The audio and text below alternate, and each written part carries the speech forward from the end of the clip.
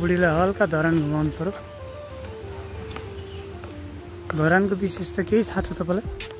किन धरान? मलाई धरान विशेष तर धरानीवाला स्पेसल थुक्पा र बङ्गुरो। हामी श्रम संस्कृति पार्क धरानमा छौँ। यहाँ बोजूहरू हुनुहुँदो रहेछ।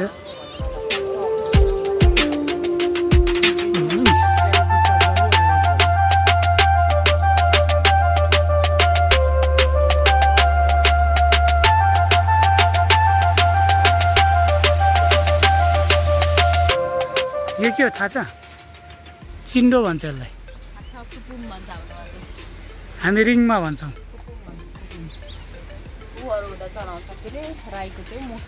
पूजाहरू गर्दा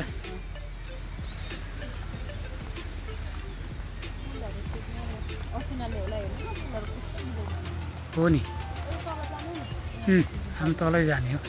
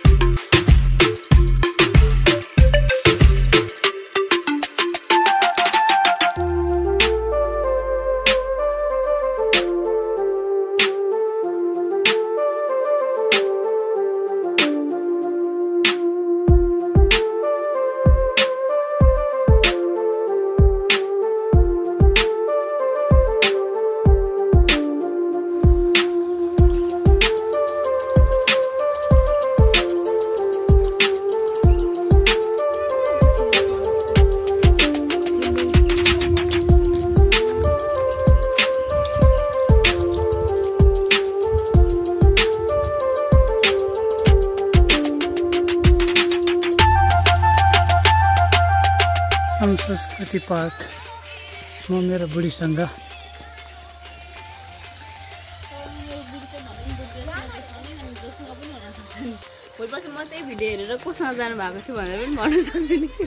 यहाँ त आयो त तस्बिर त को केटी हो यो? मेरो बुढीले मलाई मार्छ होला यो केटीसँग यसरी हिँडिरहेको छु।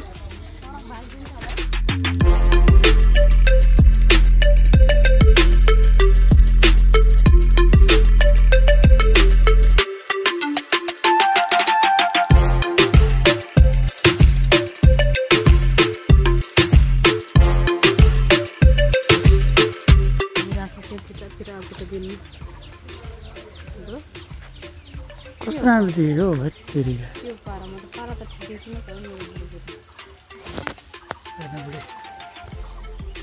हामी चाहिँ बुढाबुढी हो। अहिलेको केटी चाहिँ को थाहा छैन है फेरि मलाई चाहिँ। मैले एकछिन यहाँ बुढी बनाएर ल्याएको थियो। बुढी पछि पछि रहेछ।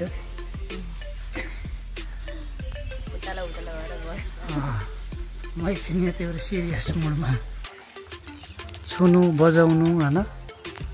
तपाईँ आज विशेष फोकसमा रहनुभएको व्यक्तित्व माथि। अच्छा आज चर्चमा त्यसलाई गाला बजाउने भन्नु नि बुढी, के मादल बजाउने भन्नु?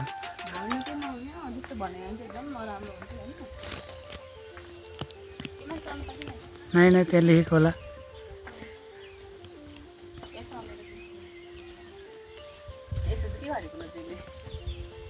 पृथ्वीनारायण शाहले सिकाएको होला नि सबै। हो साइला दाजु कताबाट हो? अनि यहाँ पनि नुन बोकेर बसिरहेको रहेछ। अनि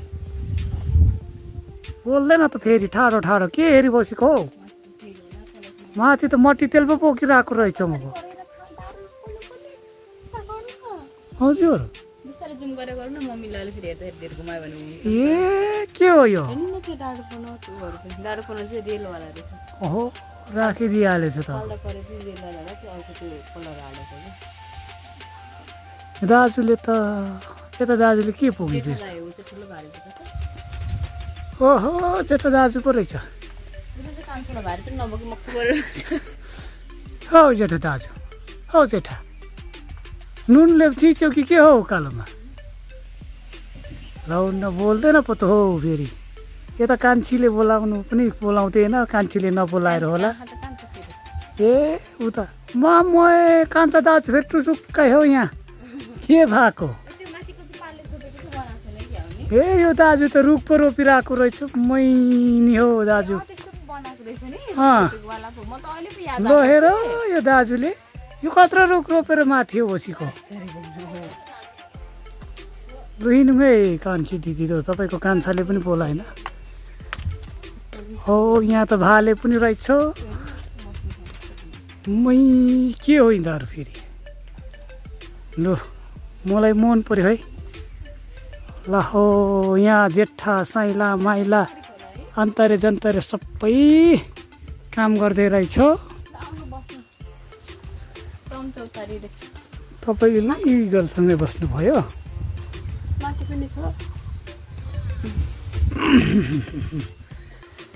लु हामी पनि बस्यौँ है एकैछिन यहाँ थाक्यौँ त्यो माथि आरा काट्दैछ अरे हौ ठुलो दाजु र साइला भाउ नगरौँ न हौ फेरि अहिले हर्क सारले फेरि हामीलाई 70,000को बिगो काट्नुहुन्छ यो दाजु पाइप बोकेर पानी लिनु जाँदै रहेछ ए हर्क दाजु पो रहेछ त उता अनुहार छोपिहालेछ सकेको रहेन रहेछ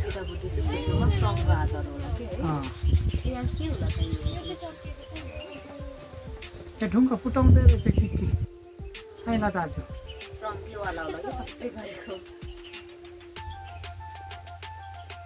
है र हामी माथि आएर धारामा भेट्छौँ है ल बाई बाई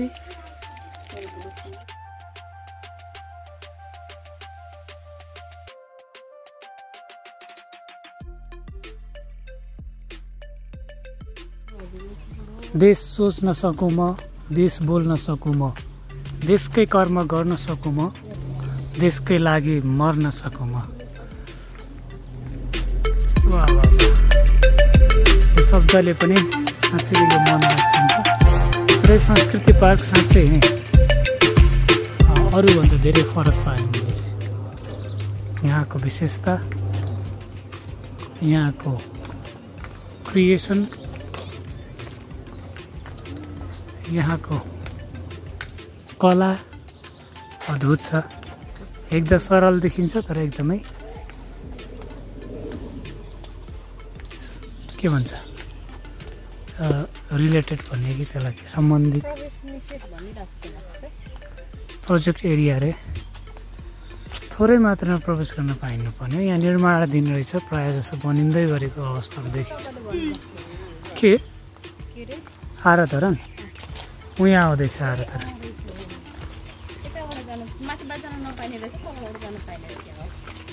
खै हो जस्तो छ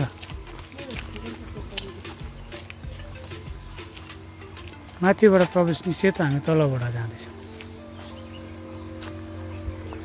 आराधरानको विशेषता छ यहाँ पनि बस्ने ठाउँ रहेछ बुढी बस्ने ठाउँ रहेछ एउटा सुन्दर नगरी धरानमा रहेको ओसो पार्क श्रम संस्कृति पार्कमा हामी आइपुगेका छौँ स्पेसल ल हेर्नुहोस् बस्ने ठाउँ यो मुढामा रहेछ यो चाहिँ तपाईँलाई कस्तो लागिरहेछ यहाँ ठुली आमा रहेछ नि त नि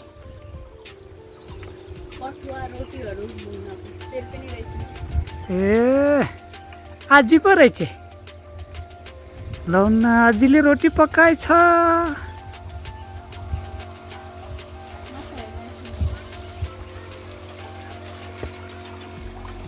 एकदमै सुन्दर कछुवा पनि रहेछ यहाँ त सुनको आर्टिफिसियल र माछा इज रियल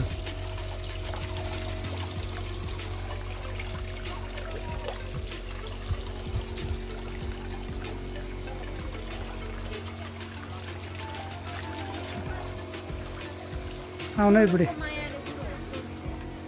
सोलु दुधकुण्ड पोखरी निर्माण सहयोग नेम कुन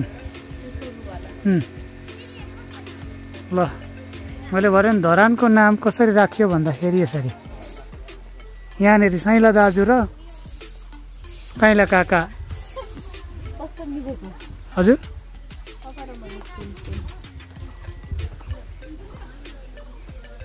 साइला दाजु र काइला काका यहाँ काठ काट्दैछ अनि हौ साइला दाजु बोल्दैन त हौ यिनीहरू के भएको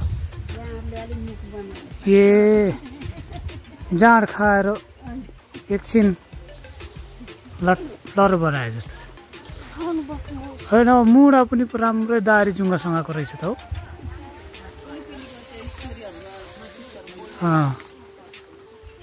एसियन टाइपको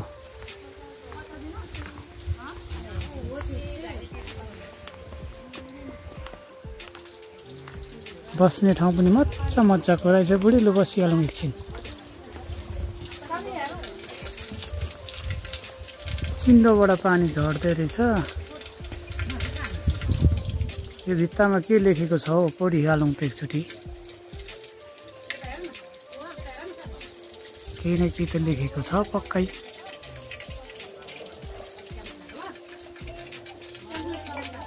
मलाई त साह्रै पो राम्रो लाग्यो है बुढी।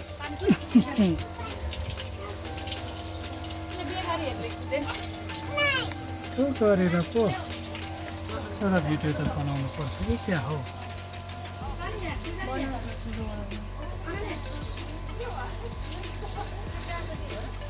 यसलाई अलिक सिधा बनाउनु पर्छ हो। हामी यो आराधरण एरियामा आइपुगेका छौँ।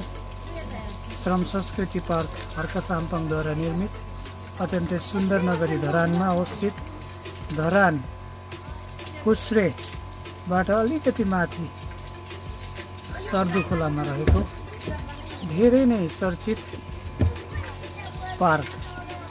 यहाँका जति पनि संरचनाहरू छ पूर्व इतिहासलाई संरचनाहरूले कस्तो खालको जीवनकाल खण्डहरू मानिसहरूले व्यतीत गरेर आए र धरानको संस्कृतिलाई प्रष्ट रूपमा झल्काएका हरेक संरचनाहरू देख्न सकिन्छ, जुन कुरा देखेर साँच्चै हाम्रो मन पनि आनन्दले भरिन्छ। र अर्को कुरा धेरैवटा ज्ञानका कुराहरू पनि पाउन सक्छौँ। ठिक छ बुढी, मैले त्यस्तै देखेँ र त्यही कुरा हजुरहरूलाई बताएँ। तपाईँ कहाँबाट हेर्दै हुनुहुन्छ थाहा छैन। हाम्रो च्यानललाई लाइक गर्नुहोस्, कमेन्ट गर्नुहोस्, हाम्रो च्यानल सब्सक्राइब पनि गरिदिनुहोस्।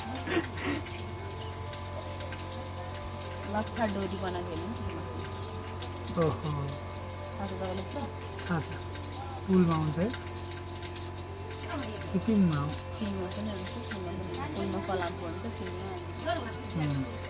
र अर्को कुरा यहाँ के देखियो भन्दाखेरि धेरैभन्दा धेरै धरानवासीहरूको सहयोग देखियो। जति पनि संरचनाहरू छ विभिन्न देशमा रहनुभएका हङकङ, बेलायत, यस्तै भूतपूर्व आर्मीहरूको संलग्नता, धरान नगरीका धरानवासीहरूको संलग्नता र उहाँहरूको यो योगदानलाई देख्दाखेरि सानो सानो रुपियाँ पैसाको लगानीमा सुन्दर पार्क बनेको देखियो। यदि तपाईँहरू पनि घुम्नु भएको छैन भने एकपटक आएर भ्रमण गर्न सक्नुहुन्छ। एकदमै राम्रो छ।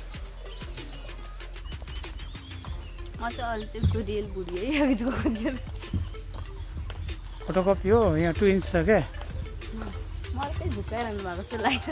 ट्विन्स भएर मैले तपाईँलाई झुकाएको होइन, यसो दर्शकहरू चाहिँ घरिघरि झुकिरह होला। तपाईँहरू नझुकिने हो। उहाँहरू ट्विन्स हुनुहुन्छ, यिनी चाहिँ रियल बुढी हुन्। रियल बुढी